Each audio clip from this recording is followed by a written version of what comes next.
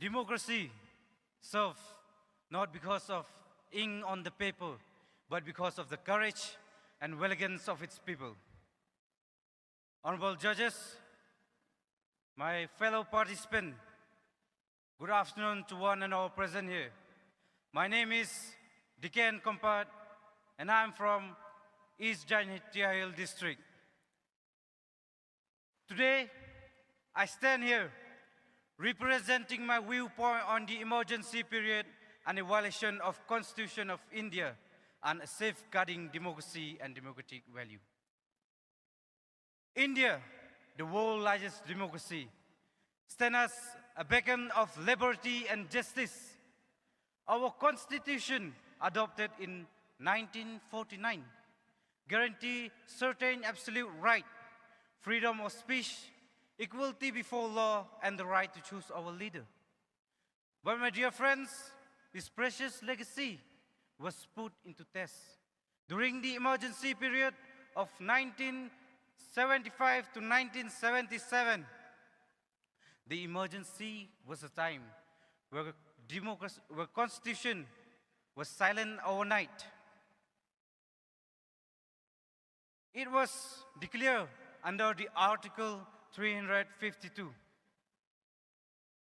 suspended fundamental right and give unchallenged power to the Prime Minister Indira Gandhi.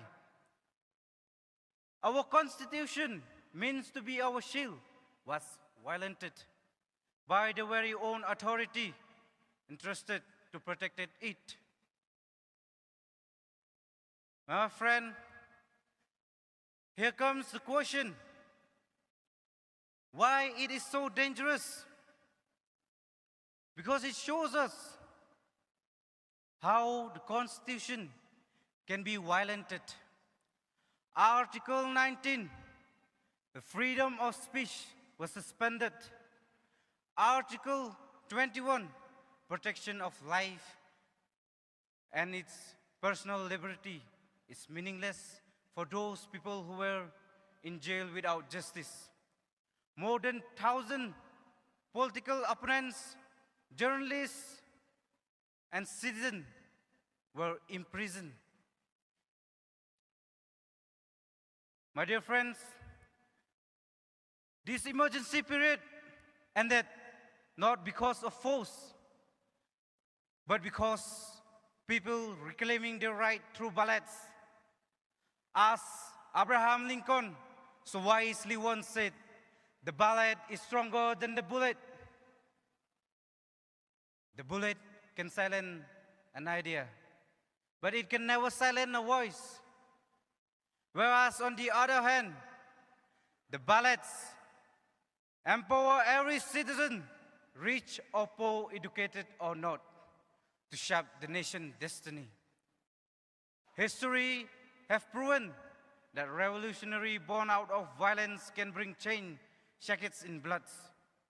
But the real transformation springs from ballots, bringing progress, justice, and hope. If we want corruption-free leaders, we must be honest in ourselves. And if we want justice, we must be in our own choice. We must remember that blaming the system is pointless unless until we are willing to become the solution.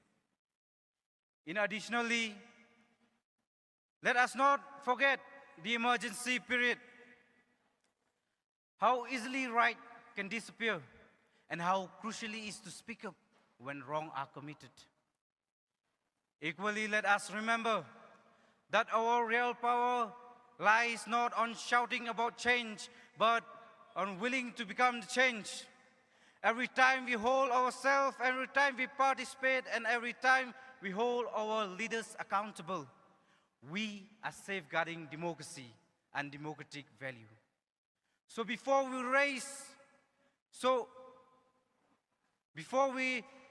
raise our finger to point out what is wrong, let us raise our hand to do what is right.